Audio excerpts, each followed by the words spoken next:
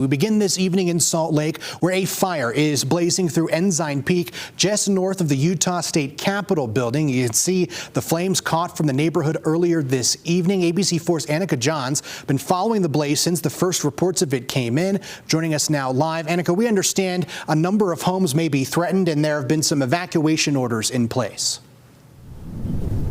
Well, Jordan, as you can see behind me, crews are still currently working. We can see some lights in the background here. We're currently stationed at the Capitol, where crews are meeting here at this point. A couple of them are taking a few breaks at the moment. But just like you said, we are currently on watch with this fire. Now, I do want to mention that mandatory and voluntary evacuations are happening in this area here. I'm going to go ahead and read off where those are. Now, mandatory evacuations are for everyone on Sandhurst Drive, north of Dorchester Drive, including Twickenham Drive. Now, voluntary evacuations include people in the area north of Ensign Vista along East Capitol to North Cove.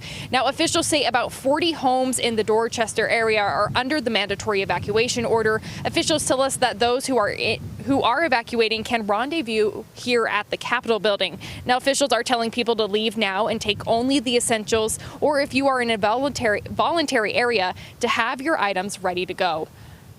You know, stuff that you can kind of take with you that would just fill up your car, you know, a few days worth of clothes, maybe some food, all the important documents, credit cards, computers, all that kind of good stuff. And then all the other stuff is just stuff, like we can replace that. But what's most important is human lives and, you know, just trying to keep people safe.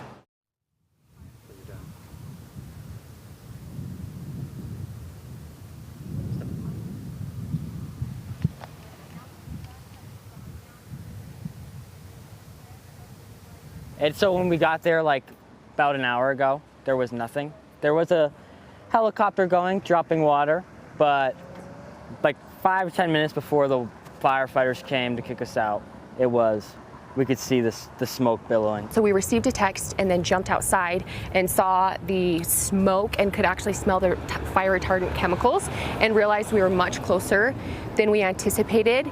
Came back inside and received the evacuation warning on the TV.